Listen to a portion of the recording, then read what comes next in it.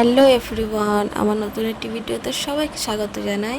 তো বন্ধুরা, আজ ভিডিওটা স্টার্ট করেছি বিকালবেলার দিকে। তো বিকাল তখন 3:30 বাজে। তো বিকাল ঠিক না আর দুপুরও ঠিক না।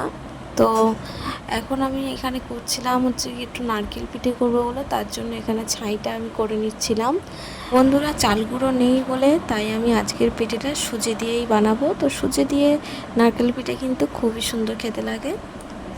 আর এদিকে আমার মাম্মাম কিন্তু এখানে ঘুমাচ্ছিল, তো তার জন্যই কিন্তু আমি ওদিকে একা একাই কাজ করছিলাম। তো দেখো এখানে মাম্মাম এখন ঘুমাচ্ছে, আর তার ফাঁকে ভাবলাম যে মেয়ের জন্য একটু ফলের জুস করে রাখি। তো ফ্রিজে দেখলাম যে বেদানাটা আছে অনেক দিন ধরে, তো তাই ভাবলাম যে আজকে একটু বেদানার রস করে দেবো।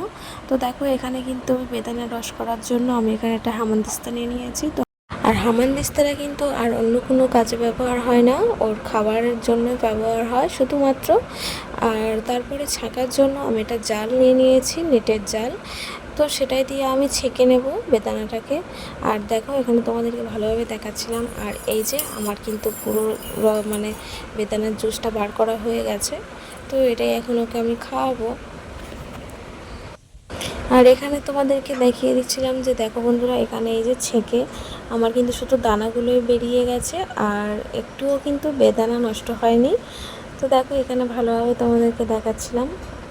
কিছুক্ষণ পরে মাম্মাম তো উঠে গেছিলো। তো উঠে যাওয়ার পরে এই যে দেখো এখানে খেলা শুরু করে দিয়েছে। কি হয়েছে, বকে দিচ্ছিস? হ্যাঁ, বকে দে বকে দে বকে দে। লাইক করো, লাইক করো, বকে দাও।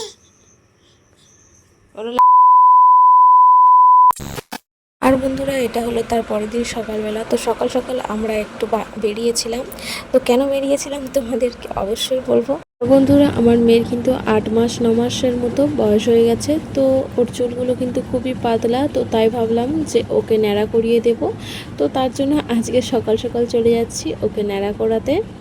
আর এই যে বন্ধুরা দেখো ফাইনাল লুক। তো মাথার চুলগুলো আর নেই। তো বন্ধুরা, আজ এই ভিডিওটা এই পর্যন্ত। দেখা হবে নতুন একটা ভিডিওতে। সবাই ভালো থেকো, সুস্থ থেকো। Bye bye.